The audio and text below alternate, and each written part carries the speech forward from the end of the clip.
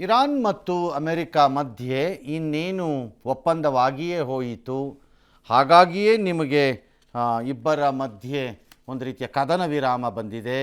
ಇನ್ನು ನಾಳೆ ಇವತ್ತು ರಾತ್ರಿ ಬೆಳಿಗ್ಗೆ ನಾಳಿದ್ದು ಮಧ್ಯಾಹ್ನ ಹೀಗೆ ಎಳೆದಾಡ್ಕೊಂಡು ಮುಂದಿನ ವಾರದಲ್ಲಿ ಕೊನೆಯ ವಾರದಲ್ಲಿ ಗುಡ್ ಡೀಲ್ ಗ್ರೇಟ್ ಡೀಲ್ ಅಂದ್ಕೊಂಡು ಈ ಬುರುಡೆ ಟ್ರಂಪ್, ಇಲ್ಲಿ ಬುರುಡೆ ಚಿನ್ನಯ್ಯ ಇತ್ತಲ್ಲ ಆ ಟೈಪ್ ಒಬ್ಬ ಬುರುಡೆ ಆಗಿಬಿಟ್ಟಿದೆ ಈ ಗಿರಾಕಿ. ಈ ಬುರುಡೆ ಮಾತುಗಳನ್ನು ಕೇಳಿಕೊಂಡು ಪ್ರಪಂಚ ಎಲ್ಲ ನಿಟ್ಟುಸಿರು ಬಿಡ್ತಾ ಇತ್ತು. ಎಲ್ಲ ನಾರ್ಮಲ್ ಆಗ್ಬೋದಪ್ಪ, ಎಂಥದೋ ಒಂದು ಮುಗಿದ್ರೆ ಸಾಕಿದು ಅನ್ನೋ ಥರ ಬಂದಿತ್ತು. ಆದರೆ ಇದ್ದಕ್ಕಿದ್ದಂತೆಯೇ ಎಲ್ಲವೂ ತಲೆ ಕೆಳಕಾಗಿ ಹೋಗ್ಬಿಟ್ಟಿದೆ. ಮಗದೊಮ್ಮೆ ಯುದ್ಧೋನ್ಮಾದ ಎರಡೂ ಕಡೆಯಿಂದ ಪ್ರಕಟವಾಗಿದೆ. ಪರಿಣಾಮವನ್ನು ಪ್ರಪಂಚ ಅನುಭವಿಸಬೇಕು. ಪ್ರಪಂಚ ಅನುಭವಿಸುವುದಕ್ಕೆ ಮೊದಲು ಭಾರತನೇ ಅನುಭವಿಸ್ತಿರೋ ಹಾಗೆ ಕಾಣಿಸ್ತಾ ಇದೆ. ಇಸ್ರೇಲ್ ಇರಾಕ್ ನಡುವಿನ ಈ ಯುದ್ಧದಲ್ಲಿ ಈಗ 3 ಭಾರತೀಯ ನಾವಿಕರು ನೇರವಾಗಿ ಯುದ್ಧ ಸಂಬಂಧಿತ ದಾಳಿಯಲ್ಲಿ ಬಲಿಯಾಗಿದ್ದಾರೆ. ಇದಲ್ಲದೆ ಬೇರೆ ರೂಪಗಳಲ್ಲಿ ಬಲಿಯಾಗಿದ್ದಾರೆ. ಅಂದರೆ ಇರಾನ್ನವರೆಲ್ಲೋ ದಾಳಿ ಮಾಡಿದಾಗ ಮಿಸೈಲಲ್ಲಿ ಎಲ್ಲೋ ಯಾವುದೋ ಶಾರ್ಪ್ನಲ್ಲಿ ಬಿದ್ದು ದುಬೈಯಲ್ಲಿ ಯಾರೋ ಒಬ್ರು ಹೋಗ್ಬಿಟ್ರು, ಕುವೈಟಲ್ಲಿ ಯಾರೋ ಒಬ್ರು ಹೋಗ್ಬಿಟ್ರು, ಕತಾರಲ್ಲಿ ಯಾರೋ ಒಬ್ರು ಹೋಗ್ಬಿಟ್ರು, ಈ ಥರದ್ದಾಗಿದೆ. ಬಟ್ ನೇರ ದಾಳಿನಲ್ಲಿ, ಶತ್ರುವಿನಂತೆ ನೇರ ದಾಳಿನಲ್ಲಿ ನಮ್ಮವರು 3 ನಾವಿಕರು ಮೃತಪಟ್ಟಿರೋದು ಇದೇ ಮೊದಲು. ಇರಾನ್ನ ಹಾರ್ಮುಜ್ ಜಲಸಂಧಿಯನ್ನು ದಾಟಾಗೋಗಿದೆ. ಒಮಾನ್ ಕರಾವಳಿಯತ್ತ ಬರ್ತಾ ಇದೆ. ಒಮಾನ್ ಸ್ಟ್ರೈಟ್ಸಲ್ಲಿ ಇತ್ತಂತೆ ನಮ್ಮದು ಈ ಶಿಪ್ಪು. ಅಂದರೆ ಭಾರತದ ನಾವಿಕರಿದ್ದರೂ ಭಾರತಕ್ಕೆ ಬರ್ತಿತ್ತದು. 3 ಹಡಗುಗಳ ಮೇಲೆ ಈಗ ದಾಳಿಯಾಗಿದೆ. ಆ ಪೈಕಿ 1 ಹಡಗಿನ ಮೇಲೆ ನಡೆದ ದಾಳಿನಲ್ಲಿ 3 ಮೃತಪಟ್ಟಿದ್ದಾರೆ. ಕಳೆದ 3 ದಿನದಿಂದ ಇದು ನಡೀತಾ ಇದೆ. ಎಲ್ಲವನ್ನು ಅಮೆರಿಕ ಸೇನೆ ಮಾಡ್ತಾ ಇದೆ. ಈ ಯಾವುದೋ ಒಂದು ಹಡಗಿನಲ್ಲಿ, ಸೆಟ್ಟೆ ಬೆಲ್ಲೋ ಎಂಬ ಒಂದು ಹಡಗಿನಲ್ಲಿ ಭಾರತದ 24, ಪಾಕಿಸ್ತಾನದ 2, ಉಕ್ರೇನ್ ರಷ್ಯಾದ ತಲಾ ಒಬ್ಬೊಬ್ಬರು 28 ಜನ ಇದ್ದರು. ಭಾರತ ರಕ್ಷಣೆಗೆ ಭಾರತೀಯರು ಅಂಗಲಾಚಿದ್ದಾರೆ. ಕೊನೆಗೆ ಒಮಾನ್ ಸರ್ಕಾರದ ನೆರವಿನಿಂದ 24 ಭಾರತೀಯರ ಪೈಕಿ 21 ಜನರನ್ನು ರಕ್ಷಿಸಲಾಗಿದೆ. 3 ಸಾವನ್ನಪ್ಪಿದ್ದಾರೆ ಅಂತ ಕೇಂದ್ರ ಸರ್ಕಾರ ಈಗಾಗಲೇ ಘೋಷಣೆ ಮಾಡಿದೆ. ನಮ್ಮಲ್ಲಿ ಒಮನ್ ಕೊಲ್ಲಿನಲ್ಲಿ ದಿಗ್ಬಂಧನ ಹಾಕ್ಕೊಂಡು ಕೂತಿರೋ ಅಮೆರಿಕ ಹಲವು ಬಾರಿ ಎಚ್ಚರಿಕೆ ಕೊಟ್ಟರು, ಅವರು ಪಾಲಿಸಲಿಲ್ಲ. ಹಾಗಾಗಿ ದಾಳಿ ಮಾಡಿಬಿಟ್ವಿ ಅಂತ ಬುರುಡೆ ಬಿಟ್ಟಿದ್ದಾರೆ.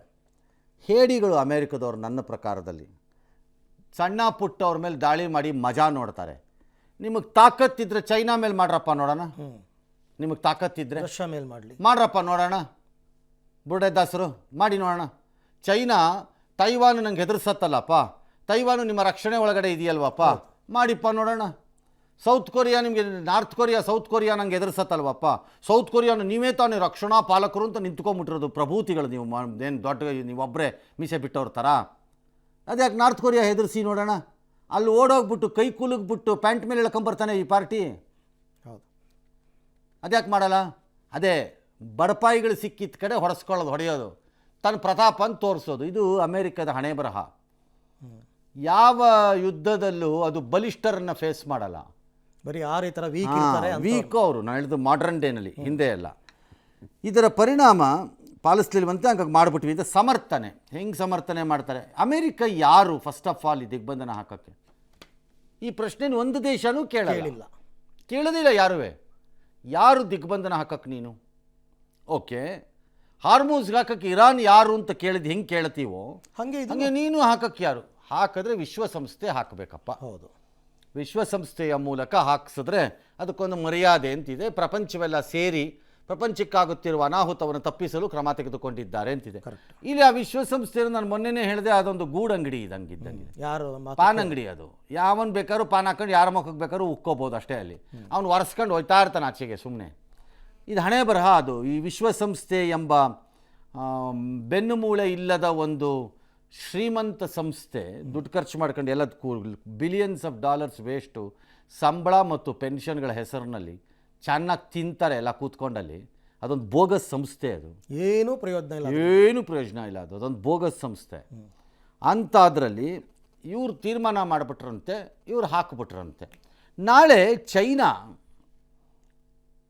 ತೈವಾನಿನ ಪೋರ್ಟಿಂದ, ಬಂದರಿನಿಂದ ಯಾವ ಹಡಗುಗಳು ಆಚೆ ಬರೋ ಹಂಗಿಲ್ಲ, ಬಂದು ನಾವು ದಾಳಿ ಮಾಡ್ತೀವಿ ಅಂತ ಅನೌನ್ಸ್ ಮಾಡ್ಬೋದಾ? ಅವ್ರಿಗೂ ಮಾಡ್ಬೋದಾ ಅವರು?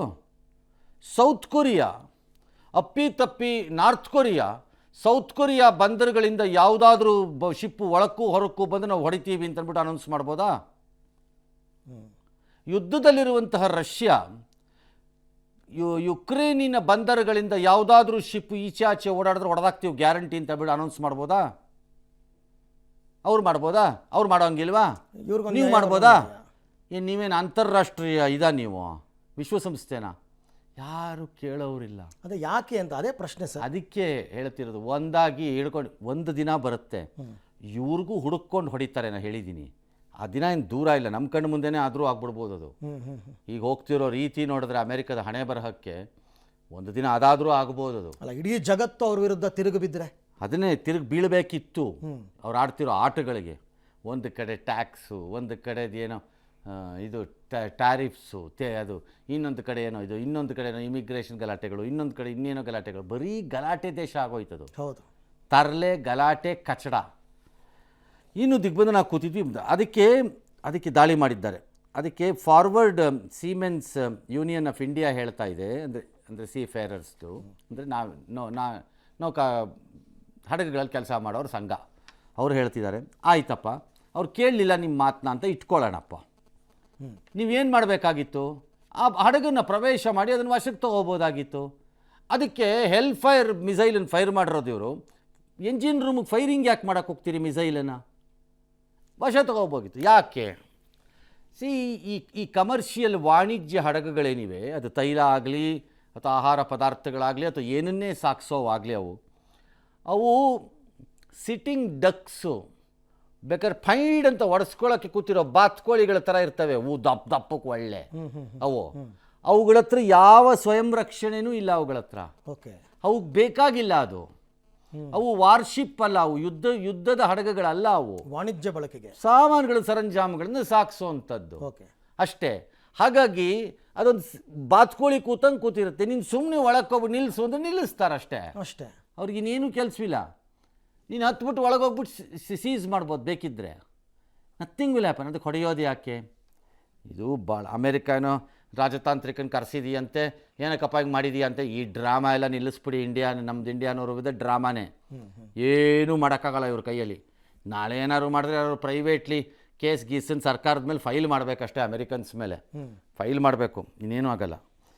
ತೈಲ ತುಂಬಿಸ್ಕೊಳ್ಳಲು ಹೋಗ್ತಾ ಇದ್ದಂಥ ಹಡಗು ಯಾವುದೋ MT ಮ್ಯಾರಿವೆಕ್ಸ್ ಅನ್ನೋದು, ಅದರ ಮೇಲೆ ಒಂದು ದಾಳಿ ಆಗಿದೆ. ಪುಣ್ಯಕ್ಕೆ ಯಾರಿಗೂ ಏನೂ ಅಲ್ಲಾಗಿಲ್ಲ. ಎರಡನೇದು ಅದೇ NT ಸೆಟೆಬೆಲೋ ಹಡಗು. 24 ಜನ ಇದ್ದರು, 20 ಜನ, 3 ಜನ ಅದರಲ್ಲೇ ಸತ್ತಿರೋವಂಥದ್ದು. ಇನ್ನೊಂದು MT ಜಲವೀರ್. ಬೇಸಿಕಲಿ ಇದು ಇಂಡಿಯನ್ ಫ್ಲ್ಯಾಗಲ್ಲಿ ಇರಲಿಲ್ಲ, ಇದು ಇನ್ಯಾವುದೋ ದೇಶದ ಫ್ಲ್ಯಾಗಲ್ಲಿ ಇದೆ.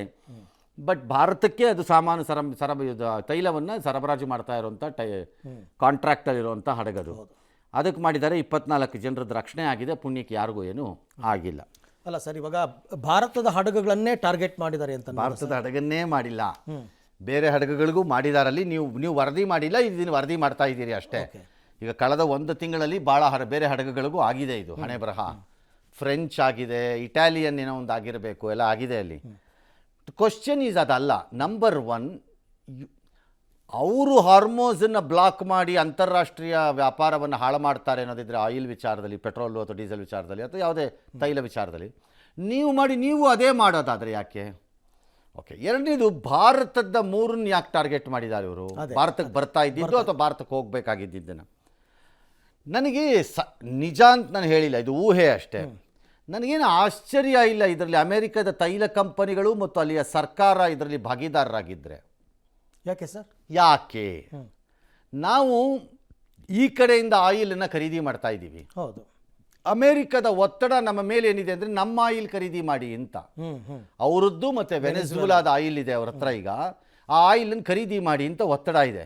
ನಮ್ಮವರು ಅಲ್ಪ ಸ್ವಲ್ಪ ಹೆಚ್ಚಿಗೆ ಮಾಡ್ಕೊಂಡು ಖರೀದಿ ಮಾಡ್ತಿದ್ದಾರೆ ಅಲ್ಲಿಂದ. ಬಟ್ ಅದು ದೂರ ಅನ್ನೋ ಕಾರಣಕ್ಕೆ ಸುಮ್ಮನಿದ್ರು. ಹಾಗಾಗಿ ಅಮೆರಿಕಕ್ಕೆ ಭಾರತ ಮತ್ತು ಚೈನಾ ಈ ಪ್ರಪಂಚದ 2 ಅತಿ ದೊಡ್ಡ ತೈಲವನ್ನು ಖರೀದಿಸುವ ದೇಶಗಳು. ಬಿಕಾಸ್ ಆಫ್ ನಮ್ಮ ಪಾಪ್ಯುಲೇಷನ್ನು ಮತ್ತು ನಮ್ಮ ಪ್ರಗತಿ ಆಗಿರುವ ರೀತಿಯಿಂದಾಗಿ.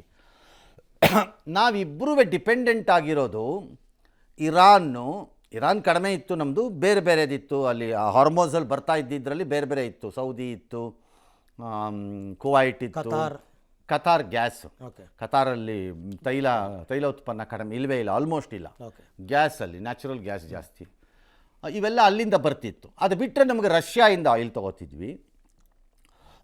ಅದು ಬಿಟ್ಟರೆ ಇನ್ನಲ್ಲಿ ಸಣ್ಣ ಪುಟ್ಟ ಆಯಿಲ್ ಎಲ್ಲ ಕಡೆ ತೊಗೋತಿದ್ವಿ ನಾವು. ನಮ್ಮದು ಸ್ಥಿತಿಯಲ್ಲಿ. ಈ China largely 80% dependent on Iran ಆಯಿಲೇನೆ, ಸ್ವಲ್ಪ ರಷ್ಯಾ ಆಯಿಲ್ಲು ಇದೆ ಅವರಿಗೆ, ಮತ್ತು ಈ ದೇಶಗಳು ಕುವೈಟು ಇವ್ರದ್ದು ಆಯಿಲು, ಸೌದಿ ಅರೇಬಿಯಾ ಇವ್ರದ್ದೆಲ್ಲ ಆಯಿಲ್ ಇದೆ. ಸೊ ಈಗ ಅಮೇರಿಕದ ಐಡಿಯಾ ಏನು ನನ್ನ ಪ್ರಕಾರದಲ್ಲಿ, ಭಾರತ ಮತ್ತು ಚೈನಾದ ಕುತ್ತಿಗೆ ಹಿಸಕ್ಬಿಟ್ರೆ ಆಯಿಲ್ ವಿಚಾರದಲ್ಲಿ ನಾವಿಬ್ಬರು ಅಮೇರಿಕದ ತೈಲವನ್ನೇ ಖರೀದಿ ಮಾಡಬೇಕು, ಹಾರ್ಮೋಸ್ ಸಂಬಂಧ ಇಲ್ಲ ಆ ತೈಲ ಸಪ್ಲೈಗೆ.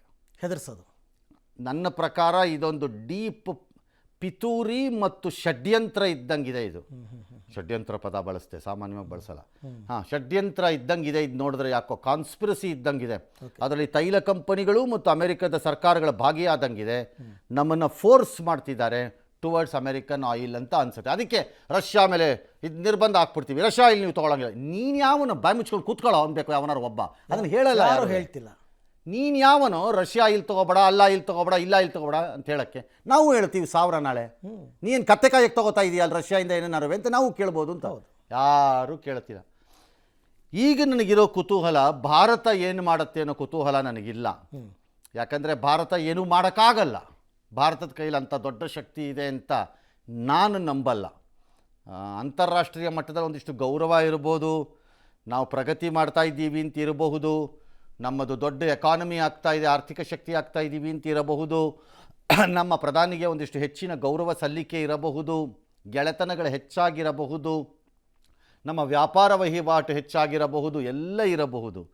ಆದರೆ ಅಂತಾರಾಷ್ಟ್ರೀಯ ಬೆಳವಣಿಗೆಗಳನ್ನು ನಿಯಂತ್ರಿಸುವ ಮತ್ತು ನಿಗ್ರಹಿಸುವ ಶಕ್ತಿಯನ್ನು ಇನ್ನೂ ಭಾರತ ಪಡೆದಿಲ್ಲ. ಆದರೆ ಚೈನಾಗ ಅದಿದೆ. ಹಾಗಾಗಿ ಈಗ ಚೈನಾಗೂ ಇದು ಹೊಡೆತ ಬೀಳುತ್ತೆ ನಾಳೆ. ಹಾಗಾಗಿ ಚೈನಾ ಏನು ಮಾಡುತ್ತೆ ಅಂತ ನೋಡ್ತಾ ಇದ್ದೀನಿ ಕುತೂಹಲದಲ್ಲಿ. ಚೈನಾ ಏನಾದ್ರೂ ಬಾಯಿ ಮುಚ್ಕೊಂಡು ಕೂತ್ಕೊಳ್ಳ ಹಾಕೊಂಡಿದ್ದೀನಿ ನಾನು, ನೀನು ಯಾವನೇ ನನಗೆ ಹೇಳೋಕ್ಕೆ ತಗೋಬೇಡ ಆಯಿಲ್ ಅಂತ, ನಿಮ್ಮ ಬಾಯಿ ಮುಚ್ಕೊಂಡು ಕೂತ್ಕೊ, ನಾನು ಪಡೆದು ನಾನು ತಗೋತೀನಿ ಅಂತ ಅಂದುಬಿಟ್ರೆ ಆಗ ಕಪಾಳಕ್ಕೆ ಹೊಡೆಸ್ಕೊಂಡಂಗೆ ಅಮೇರಿಕಕ್ಕೆ. ಆಗ ಹೊಡೀಲಿ ನೋಡೋಣ ಚೈನಾ ಹಡಗಿಗೆ, ಆಗ ಗೊತ್ತಾಗುತ್ತೆ. ಹೊಡೀಲಿ ನೋಡೋಣ, ಆಗ ಗೊತ್ತಾಗುತ್ತೆ. ಅದಕ್ಕೆ ಕಾಯಬೇಕು. S. Imagine, innovate, integrate. GSSS Institute of Engineering and Technology for Women, Mysuru. Serving the nation with empowered women. Iran ಮೇಲೆ ಅಮೆರಿಕ ಹೊಸ ದಾಳಿ ನಡೆಸಿದ ಕಾರಣ ಈಗ ಹಾರ್ಮುಜ್ ಜಲಸಂಧಿ ಮತ್ತೆ ಸ್ಥಗಿತವಾಗ್ಬಿಟ್ಟಿದೆ. ಇದರಿಂದ ವಿಶ್ವದಲ್ಲಿ ಇಂಧನ ಅನಿಲಕ್ಕೆ ಮತ್ತಷ್ಟು ತತ್ವಾರ ಗ್ಯಾರಂಟಿ. ಪ್ರಾದೇಶಿಕ ಭದ್ರತಾ ಪರಿಸ್ಥಿತಿ ಗಮನದಲ್ಲಿಟ್ಟುಕೊಂಡು ತಕ್ಷಣವೇ ಹಾರ್ಮುಜ್ ಜಲಸಂಧಿಯನ್ನು ತೈಲ ಟ್ಯಾಂಕರ್ಗಳು ಹಾಗೂ ವಾಣಿಜ್ಯ ಹಡಗುಗಳು ಸೇರಿದಂತೆ ಎಲ್ಲ ನೌಕೆಗಳಿಗೂ ಮುಚ್ಚಿಬಿಟ್ಟಿದ್ದಾರೆ. ಆದರೂ ಹಾರ್ಮುಜ್ ಜಲಸಂಧಿಯನ್ನು ದಾಟಲು ಯತ್ನಿಸುವ ಯಾವುದೇ ಹಡಗನ್ನು ಗುರಿಯಾಗಿಸಿ ಮುಲಾಜಿಲ್ಲದೆ ದಾಳಿ ಮಾಡ್ತೀವಿ ಅಂತ ಇರಾನ್ನ IRGC ಪಡೆ ಎಚ್ಚರಿಕೆ ಕೊಟ್ಟಿದೆ. ಅಮೆರಿಕ ಇರಾನ್ ರಾಜಧಾನಿ ಟೆಹರಾನ್ ಸೇರಿದಂತೆ IRGCಯ ಕಮಾಂಡಿಂಗ್ ಸೆಂಟರ್ ಮೇಲೆ ವಿವಿಧ ಕಡೆ 30ಕ್ಕೂ ಹೆಚ್ಚು ವಿಮಾನಗಳನ್ನು ಜಗಳ ಒಬ್ರಿಗೊಬ್ರಿಗಾಗಿದೆ. ಡ್ಯಾಶು. ಓಕೆ. ಸೊ ಈಗ ಇದರಿಂದ ಏನಾದ್ರು ಬಡ್ಕೊಂಡು ಸಾಯ್ಲಿ ಅಂತ ಬಿಟ್ಬಿಡೋಣ ಅಂತಂದರೆ ನಮ್ಮ ಮೇಲೆ ಏನಾಗುತ್ತೆ? ಅದೇ ಪರಿಣಾಮ. ಈಗಾಗಲೇ ಹಾರ್ಮುಜ್ ಓಪನ್ ಆಗಿತ್ತು ಅನ್ನೋದೇ ಸುಳ್ಳು. ಸುಮ್ಮನೆ ಓಪನ್ ಆಗಿತ್ತು ಅಂತಿದ್ರು ಅಷ್ಟೇ. ಕೆಲವೆಲ್ಲ ತಡೀತಿದ್ರು, ಕೆಲವೆಲ್ಲ ಬರ್ತಿದ್ವು, ಏನೋ ಅಡ್ಜಸ್ಟ್ ಮಾಡ್ಕೊತಿದ್ರು, ಹೆಂಗೆಂಗೋ ನಡ್ಕೊಂಡು ಬರ್ತಿತ್ತಿದ್ದು. ಮೊದಲಿನ ಥರ ಇರಲಿಲ್ಲ, ಫ್ರೀ ಫ್ಲೋ ಇರಲಿಲ್ಲ. ಈಗ ಇವರು ತಡೀತಾರೆ ಹಾರ್ಮುಜಲ್ಲಿ, ಅವನು ತಡೀತಾನಂತೆ ಒಮಾನ್ನಲ್ಲಿ. ಹೌದು, ಎರಡೂ ಮಾಡ್ತಾರಂತೆ. ಇದರ ಪರಿಣಾಮ ಸಂಪೂರ್ಣ ಸ್ಥಗಿತ ಆಗಬಹುದು. ಯಾರು ರಿಸ್ಕ್ ತೊಗೊಳ್ಳಲ್ಲ. ಅಯ್ಯೋ ನಮಗೆ ಯಾಕೆ ಬೇಕು ರಿಸ್ಕ್, ಹೋಗತ್ಲ ಕಡೆಗೆ ಅಂತ ಒಂದು ಮೂಲೆಗೆ ಶೆಡ್ಗೆ ಹಾಕ್ಬಿಟ್ಟು ನಿಂತ್ಕೊಂಬಿಡೋಣ ಅಂತಬಿಟ್ಟು ಶೆಡ್ಗೆ ಹಾಕ್ಬಿಟ್ಟು ನಿಂತ್ಬಿಡ್ತಾರೆ ಹಡಗನ್ನ. ಶೆಡ್ ಇರಲ್ಲ, ಸಮುದ್ರದಲ್ಲೇ ಹಾಕ್ಬಿಟ್ಟು ನಿಲ್ತಾರೆ ಅಷ್ಟೇ, ಸುಮ್ಮನೆ ಹೇಳಿದ್ನ. ಸೊ ಇದರಿಂದ ನಮಗೆ ಪರಿಣಾಮ ಏನಾಗುತ್ತೆ ಅಂದರೆ, ನಾವು ಒಂದಿಷ್ಟು ಚೇತರಿಸಿಕೊಳ್ಳುವ ಹಂತಕ್ಕೆ ಬರ್ತಾ ಇದ್ದೀವೇನೋ ಅನ್ನೋ ಆಸೆ ಕಣ್ಣಿನಿಂದ ನೋಡ್ತಾ ಇದ್ವಿ ಎಲ್ಲನ. ಈ ರೀತಿ ಯುದ್ಧ ಇದು, ಈ ರೀತಿ ಅನಿಶ್ಚಿತತೆಯಲ್ಲಿ ಮುಂದಕ್ಕೆ ಹೋದರೆ ಈ ಥರ I think oil prices will go up. ನಾಳೆಯಿಂದನೇ, ಇವತ್ತು ರಾತ್ರಿಯಿಂದನೇ ಸ್ಟಾರ್ಟ್ ಆಗುತ್ತೆ ಗ್ಯಾರಂಟಿ. ಕ್ರೂಡು ರೈಸ್ ಆಗಿಬಿಡುತ್ತೆ. ಮತ್ತೆ ಕ್ರೂಡು $110, $120, $125 ಲೆವೆಲ್ಗೆ ಬ್ಯಾರಲಲ್ಲಿ ಬಂದ್ಗಿಂದು ಬಿಟ್ಟರೆ ನಮ್ಮಂಥ ದೇಶಗಳು ತಡ್ಕೊಳ್ಳೋದು ತುಂಬ ಕಷ್ಟ. ಹೌದು, ಭಾಳ ಕಷ್ಟ ನಮ್ಮ ದೇಶ ತಡ್ಕೊಳ್ಳೋದು. ಅದನ್ನು ಸಬ್ಸಿಡಿ ಕೊಡಬೇಕು ಅನ್ನೋಂತಹ ರಾಹುಲ್ ಗಾಂಧಿಯ ಮಾತುಗಳನ್ನು ಕೇಳ್ಕೊಂಬಿಟ್ರೆ ಬರ್ಬಾದಾಗೋಗ್ತೀರಿ, ಹೇಳಿದ್ದೀನಿ ನಾನು. ಪಾಪರ್ ಚೀಟಿ ತೊಗೊಳ್ಳೋ ಹಂತ ಕೊಟ್ಟೋಗ್ತೀರಿ. ಹಾಗಾಗಿ ಭಾಳ ಕಷ್ಟ ಇದೆ ನಾಳಿನ ದಿನಗಳು. ಇದು ಯಾವ ರೂಪವನ್ನು ಪಡೆಯುತ್ತೋ ಗೊತ್ತಿಲ್ಲ. Iran petrol rate, diesel rate 100% ಹೇಳ್ತೀನಿ ಈಗಿರೋ ಲೆವೆಲ್ಸಲ್ಲಿ ಇರಲ್ಲ, ಜಾಸ್ತಿ ಆಗಲಿಕ್ಕೆ ಮಾನಸಿಕವಾಗಿ ಜನ ಈಗಲೇ ತಯಾರಿ ಆಗೋದು ಒಳ್ಳೆಯದು. ನರೇಂದ್ರ ಮೋದಿ ಅಂದರೆ ಏನೂ ಪ್ರಯೋಜನ ಇಲ್ಲ. ಮೋದಿ ಅಲ್ಲ, ಡಬಲ್ ಮೋದಿ, ಟ್ರಿಪಲ್ ಮೋದಿ, 10 ಮೋದಿ ಬಂದರೂ ಅಷ್ಟೇ.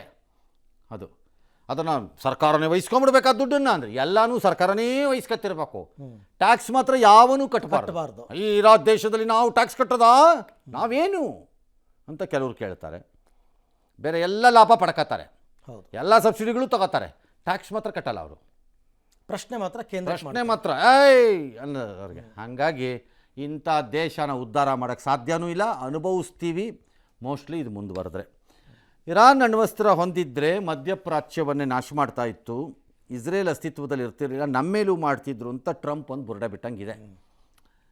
ಇರಾನ್ಗೆ ಟ್ರೆಡಿಷನಲಿ ಸಾಂಪ್ರದಾಯಿಕವಾಗಿ ವೈರತ್ವ ಇರೋದು ಸೌದಿ ಅರೇಬಿಯಾ ಜೊತೆ ಇದೆ, ಇಲ್ಲ ಅಂತಿಲ್ಲ.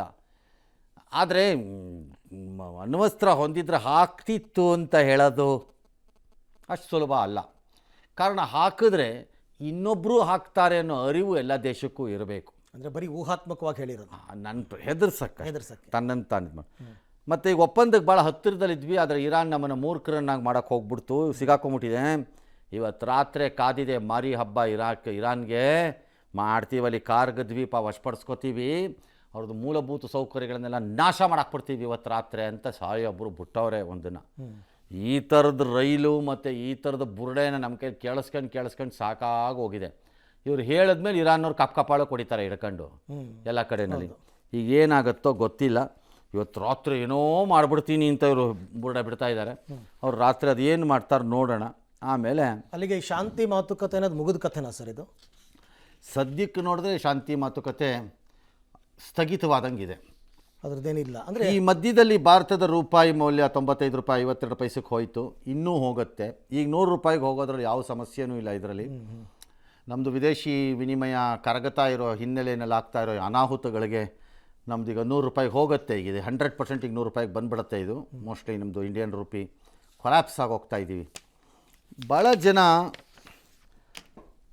ಭಾಳ ಜನಕ್ಕೆ ಇವತ್ತೊಂದು ಮಾಹಿತಿ ಕೊಡ್ಬೋದು ನಾವು ಬೇಕಿದ್ದರೆ ಅನ್ಸುತ್ತೆ. ಯಾಕಂದರೆ ಇವತ್ತು ಸಮಯ ಕರೆಕ್ಟಾಗಿದೆ ಅದನ್ನು ಹೇಳೋಕ್ಕೆ. ಕೆಲವು ಸರಿ ದೇಶ ತುಂಬ ಚೆನ್ನಾಗಿರುತ್ತೆ, ದೇಶದ ಪ್ರಗತಿನೂ ಚೆನ್ನಾಗಿರುತ್ತೆ. ಫಾರ್ ಎಕ್ಸಾಂಪಲ್ ಈಗ ಇಂಡಿಯಾ ತಗೊಳ್ಳಿ, ನಿಮಗೆ ದೇಶದ ಗತಿ GDP ಗ್ರೋತ್ ರೇಟು 7.1-7.2% ಕೂತಿದೆ. ವಿಶ್ವದ ಅತಿ ವೇಗದಲ್ಲಿ ಬೆಳೆಯುತ್ತಿರುವ ಆರ್ಥಿಕವಾಗಿ ಬೆಳೀತಿರುವ ದೇಶವಾಗಿ ಕೂತಿದ್ದೀವಿ. ಇನ್ನೂ ಅದೆಷ್ಟೋ 250 ಮಿಲಿಯನ್ ಜನರನ್ನು ಬಡತನದಿಂದ ಮೇಲೆ ತಂದಿದ್ದೀವಿ, ಎತ್ತಿದ್ದೀವಿ ಅಂತ ಹೇಳ್ತೀವಿ. ಅದು ಎಷ್ಟೆಷ್ಟೋ ಲಕ್ಷ ಕೋಟಿಗಳಲ್ಲಿ ನಾವು ರಸ್ತೆಗಳನ್ನು ಮಾಡಿದ್ದೀವಿ, ಬಂದರುಗಳು ಮಾಡ್ಕೊಂಡಿದ್ದೀವಿ, ವಿಮಾನ ನಿಲ್ದಾಣ ಮಾಡಿದ್ದೀವಿ, ಡ್ಯಾಶು ಅಂತ ಹೇಳ್ತೀವಿ. ಅದೆಷ್ಟೆಷ್ಟೋ ಲಕ್ಷ ಕೋಟಿಗಳಲ್ಲಿ ಜನರಿಗೆ ಸಬ್ಸಿಡಿಗಳನ್ನ ಕೊಟ್ಟು ಅವ್ರ ಬದುಕನ್ನು ಹಸನು ಮಾಡ್ಕೊಂಡಿದ್ದೀವಿ ಅಂತ ಹೇಳ್ತೀವಿ. ಆದರೆ ಅಂತಾರಾಷ್ಟ್ರೀಯ ಮಟ್ಟದಲ್ಲಿ ಇದು ಯಾವುದೂ ರೆಕಗ್ನಿಷನ್ಗೆ ಸಿಗದೆ ನಿಮ್ಮ ರೂಪಾಯಿ ಹಣದ ಮೌಲ್ಯ ಏನಿದೆ ಅದು ಕುಸಿತಾ ಹೋಗ್ತಿದೆ. ರೂಪಾಯಿಯ ವಹಿವಾಟು ಮತ್ತು ರೂಪಾಯಿ ಹೆಚ್ಚಾಗ್ತಾ ಇದೆ ದೇಶದ ಒಳಗಡೆ, ಆದರೆ ಆ ರೂಪಾಯಿ ಡಾಲರ್ ಎದುರುಗಡೆ ಕುಸಿತಾ ಹೋಗ್ತಿದೆ. ಸೊ ಅರ್ಥ ಏನು ಅಂದರೆ ಅಭಿವೃದ್ಧಿ ಆದಾಗ ಕರೆನ್ಸಿಗಳು ಮತ್ತು ಆ ದೇಶದ ಪರಿಸ್ಥಿತಿಯು ಅದಕ್ಕೆ ತಕ್ಕಂತೆ ಇರಬೇಕು ಅಂತ ಯಾವ ನಿಯಮನೂ ಇಲ್ಲ. ಒಂದು ಕ್ವಿಕ್ಕಾಗಿ ಒಂದು ಸಣ್ಣ ಎಕ್ಸಾಂಪಲ್ನ ನಿಮಗೆ ನಮ್ಮ ದೇಶ ಬಿಟ್ಟು ಕೊಡ್ತೀನಿ. ನೈಜೀರಿಯಾ ತಗೊಳ್ಳಿ. Nigeria is in such a bad ಕಂಡೀಷನ್ನಲ್ಲಿ ಇವತ್ತಿದ್ದಾರೆ ಅಂತಂದರೆ IMF ಹೇಳುತ್ತೆ ನೈಜೀರಿಯಾಗೆ ಶಬಾಸ್ ಅನ್ನಬೇಕು. ಅದು ತಂದಿರುವಂತಹ ಆರ್ಥಿಕ ಸುಧಾರಣೆಗಳು ಎಷ್ಟು ತಂದಿದೆ ಅಂತಂದರೆ ನಿಜವಾಗ್ಲೂ ಗ್ರೇಟ್ ಆ ದೇಶ. ಅದರ ಪರಿಣಾಮವಾಗಿ ನೈಜೀರಿಯಾ 4.1 ವೇಗದ ಗತಿನಲ್ಲಿ GDPನಲ್ಲಿ ಬೆಳೀತಾ ಇದೆ, ಅತಿ ವೇಗವಾಗಿ ಬೆಳೀತಾ ಇದೆ ಅದು ಡ್ಯಾಶ್. ಮತ್ತು ದುಡ್ಡೇ ಇಲ್ದಿರೋ ಪಾಕಿಸ್ತಾನ ಥರ ಬಿಕಾರಿ ಆಗೋಗಿದ್ದ ನೈಜೀರಿಯಾ ಕೂಡ ಇವತ್ತೊಂದು $30 ಬಿಲಿಯನ್ ರಿಸರ್ವ್ಸ್ ಇಟ್ಕೊಂಡ್ಬಿಟ್ಟಿದ್ದಾರೆ. ಈಗ ಗ್ರೇಟ್ ಈ ದೇಶ ಇದು ಅಂತೆಲ್ಲ ಹೋಗಿದೆ. ಆದರೆ ನೈಜೀರಿಯಾನಲ್ಲಿ ಬಡವರಾಗುತ್ತಿರುವವರ ಸಂಖ್ಯೆ 25 ಮಿಲಿಯನ್ ಇದ್ದರೆ ಈ ಸುಧಾರಣೆಗಳು ಮತ್ತು ಯಶಸ್ಸಿನ ನಂತರ ಅದು 80 ಮಿಲಿಯನ್ ಆಗಿದೆ. ಓಕೆ ಗೊತ್ತಾಯ್ತು. ಅರ್ಥ ಆಗ್ತಿದೆಯಾ ಹೆಂಗೆ ಏನಾಗುತ್ತೆ ಅಂತ? ಸೊ ಹಾಗಾಗಿ ಕೆಲವು ಸರಿ ನೀವು ತೆಗೆದುಕೊಳ್ಳುವ ಕ್ರಮಗಳು ಎಲ್ಲ ರೀತಿಯಲ್ಲೂ ಫಲ ಕೊಡಬೇಕು ಅಂತೇನಿಲ್ಲ. ಭಾರತನೂ ಸೇಮ್ ಇಕ್ಕಟ್ಟಿನ ಪರಿಸ್ಥಿತಿನಲ್ಲಿದೆ ಇವತ್ತು. ರೂಪಾಯಿ ವೃದ್ಧಿ ಆಗ್ತಾ ಇದೆ ದೇಶದ ಒಳಗಡೆ, ಆರ್ಥಿಕವಾಗೂ ಬಲಿಷ್ಠರಾಗ್ತಾ ಇದ್ದಾರೆ ಜನ, ಇಲ್ಲ ಅಂತಲ್ಲ. ಬಡತನದಿಂದ ಆಚೆನೂ ಬರ್ತಿದ್ದಾರೆ ಜನ, ಇಲ್ಲ ಅಂತಲ್ಲ. ಆದರೆ ಅದೇ ಶಕ್ತಿಯುತ ರೂಪ ಈ ಅಂತಾರಾಷ್ಟ್ರೀಯ ಮಾರುಕಟ್ಟೆ ಕಡೆಗೆ ಬಂದಾಗ ಮೌಲ್ಯ ಕಳ್ಕೊತಾ ಇದೆ. ಮೌಲ್ಯವನ್ನು ಕಳ್ಕೊತಾ ಹೋಗ್ತಿದೆ. That's A problem. ಎಸ್. ಇನ್ನು ರಷ್ಯಾ ಉಕ್ರೇನ್ ಯುದ್ಧ ನಡುವಿನ ಯುದ್ಧ ಮೊದಲ ವಿಶ್ವಯುದ್ಧದ ಅಂದರೆ ಅವಧಿಯಲ್ಲಿ ಮೀರಿಸ್ಬಿಟ್ಟಿದೆ. 1569ನೇ ದಿನ ಅಂದರೆ 4 ವರ್ಷ 3 ತಿಂಗಳು ಕಂಡಿದೆ. ಮೊದಲನೇ ವಿಶ್ವಯುದ್ಧ ಎಷ್ಟು ರಕ್ತಸಿಕ್ತವಾಗಿತ್ತು ಅಂದರೆ ಇದೇ ಕೊನೆ ಯುದ್ಧವಾಗಲಿ ಅಂತ ಫ್ರೆಂಚ್ ಸೈನಿಕರು ಕೇಳ್ಕೊಂಡಿದ್ರು. ಈಗ ದಾಳಿ ಪ್ರತಿದಾಳಿ, ಸಾವು ನೋವು, ರಕ್ತಪಾತ, ನರಮೇಧದಲ್ಲಿ ವಿಶ್ವಯುದ್ಧವನ್ನು ಮೀರಿಸಿದೆ. 21ನೇ ಶತಮಾನದಲ್ಲಿ ಇಂಥದ್ದೊಂದು ದೀರ್ಘ ಕ್ರೂರ ಯುದ್ಧ ಎಲ್ಲವನ್ನ ಆತಂಕಕ್ಕೆ ಈಡು ಮಾಡಿದೆ. 2022 ಫೆಬ್ರವರಿಯಲ್ಲಿ ಯುಕ್ರೇನ್ಗೆ ನುಗ್ಗುವಂತೆ ತನ್ನ ಸೈನಿಕರಿಗೆ ಪುಟಿನ್ ಹೇಳಿದರು. ಅದಾದಮೇಲೆ ಜೆಲೆನ್ಸ್ಕಿ ಹಲವು ಬಾರಿ ಕದನ ವಿರಾಮಕ್ಕೆ ಬೇಡಿಕೊಂಡ್ರು ಕೂಡ ಪುಟಿನ್ ಸೊಪ್ಪಾಕಿಲ್ಲ. ಇನ್ನು ಎಷ್ಟು ದಿನ ಮುಂದುವರಿಯುತ್ತೆ ಅಂತ ಗೊತ್ತಿಲ್ಲ. ಇದು ರೈಟ್. ಯಾರಿಗೆ ಇದರಲ್ಲಿ ಈ ಯುದ್ಧದಲ್ಲಿ ಜಯ ಗೊತ್ತಿಲ್ಲ, ಮತ್ತು ಯಾರಿಗೆ ಈ ಯುದ್ಧ ಮುಂದುವರಿಯುತ್ತಿರುವುದರಿಂದ ಲಾಭ ಆಗ್ತಿದೆಯೋ ಗೊತ್ತಿಲ್ಲ. ಒಂದಂತೂ ನಿಜ, ಯುಕ್ರೇನ್ ನಾಶವಾಗಿ ಹೋಗ್ತಾ ಇದೆ. ಬಟ್ ಯುಕ್ರೇನ್ ತಡೆದಿದೆಯಲ್ಲ ಸರ್ ಇಲ್ಲಿ ತನಕ. ತಡೆದಿರ್ಬೋದ್ರಿ. ಕ್ಯಾನ್ಸರ್ನ 6 ವರ್ಷ ಅವ್ರು ಫೈಟ್ ಮಾಡಿದ್ರು, ಆಮೇಲೆ ಸತ್ರು ಅಂದರೆ ಅರ್ಥ ಏನು? ಕರೆಕ್ಟ್. ಏನು ಅರ್ಥ? ಈಗ ಸಾಯೋದನ್ನ ಇನ್ನೊಂದಷ್ಟು ದಿನ ಮುಂದೂಡ್ದಂಗೆ. ಸಿಂಪಲ್. ಯುಕ್ರೇನ್ ಆಗುತ್ತಿರೋ ನಾಶ ಮತ್ತು ನಷ್ಟ ಏನಿದೆ, ಆ ನಾಶದಲ್ಲಿ ಅದನ್ನು ರಿಪೇರಿ ಮಾಡೋದು ಯಾವತ್ತು? ಇನ್ನು ಯಾರದಕ್ಕೆ ದುಡ್ಡು ಕೊಡೋರು? ಯಾವ ಕಾಲಕ್ಕೆ? ಅಲ್ಲ, ದುಡ್ಡು ಕೊಡೋರು ಯಾರದಕ್ಕೆ? ಹೌದು. ರಷ್ಯಾ ಕೊಡಬೇಕು ಅಂತ ಕೆಲವು ದೇಶ ಬುರುಡ ಬಿಡ್ತಾರೆ. ಕೊಟ್ಬಿಡ್ತೀರಾ? ಕೊಟ್ಬಿಡ್ತಾರ ಯಾರಾದ್ರೂ? ಅವ್ರು ಹೆಂಗೆ ಕೊಡ್ತಾರೆ? ಯಾರು ಕೊಡ್ತಾರೆ? ಯಾಕೆ ಕೊಡ್ತಾರೆ ಹೇಳಿ? ಈಗ ಅಮೇರಿಕಾ ಹೇಳ್ತಾ ಇದೆ, ಇರಾನ್ದೊಂದು $80 ಬಿಲಿಯನ್ ಅಸೆಟ್ಸು, ಆಸ್ತಿಗಳನ್ನು ಅವರು ಸೀಸ್ ಮಾಡಿ ಇಟ್ಟಿದ್ದಾರೆ ಫಿನಾನ್ಷಿಯಲ್ ಇನ್ಸ್ಟಿಟ್ಯೂಷನ್ಸಲ್ಲಿ. ಯಾರು? ಅಮೇರಿಕದವರು. ಅದನ್ನು ಕತಾರು, ಸೌದಿ ಅರೇಬಿಯಾ, UAE ಇವ್ರಿಗೆಲ್ಲ ರಿಪೇರಿ ಮಾಡ್ಕೊಳಕ್ಕೆ ಕೊಟ್ಬಿಡ್ತೀವಿ ಅಂತ ಅಂತಾರೆ. ಹಂಗೆ ಕೊಡೋಕ್ಕೆ ಬರಲ್ಲ. Same Russia problem. European union ಮತ್ತು ಅಮೇರಿಕನ್ಸ್ ಇಬ್ಬರೂ ಸೇರಿಕೊಂಡು ಅರೌಂಡ್ $200 ಬಿಲಿಯನ್ $250 ಬಿಲಿಯನ್ನನ್ನು ಅವರು ಸೀಸ್ ಮಾಡಿದ್ದಾರೆ ಈಗ. ದುಡ್ಡನ್ನು, ರಷ್ಯಾ ದುಡ್ಡನ್ನು ಡಾಲರ್ನಲ್ಲಿ. ಅದನ್ನು ತೆಗೆದು ಯುಕ್ರೇನಿಗೆ ಕೊಟ್ಬಿಡ್ತೀವಿ ಅಂತ ಯಾವನೊಬ್ಬ ಒಂದ್ಸರಿ ಬುರ್ಡೆ ಬಿಟ್ಟಿದ್ದ. ಆಗ ಸ್ವಿಸ್ನವ್ರು ಹೇಳಿದ್ರು, ಇಟಲಿನೂ ಸ್ವಿಸ್ ಅವ್ರು ಹೇಳಿದ್ರು, ಬಾಯಿ ಮುಚ್ಕೊಂಡು ಕೂತ್ಕೊಳ್ಳಿ, ನಮ್ಮ ದೇಶದ ಫಿನಾನ್ಷಿಯಲ್ ಸಿಸ್ಟಮ್ಸು ನೆಗೆದು ಬಿದ್ದೋಗುತ್ತೆ, ನಾವೇನಾದ್ರು ಹಂಗೆ ಮಾಡಿಗಿಡಿದ್ರೆ ಹಂಗೆ ಮಾಡೋಕ್ಕೆ ಬರಲ್ಲ ಅಂದರು. ಹಾಗಾಗಿ ಈ ಯುದ್ಧದಿಂದ ಯಾರಿಗೆ ಲಾಭವೋ ಏನು ಕಥೆಯೋ ದೇವರೇ ಕಾಪಾಡಬೇಕಷ್ಟೇ ಆ ದೇಶನ.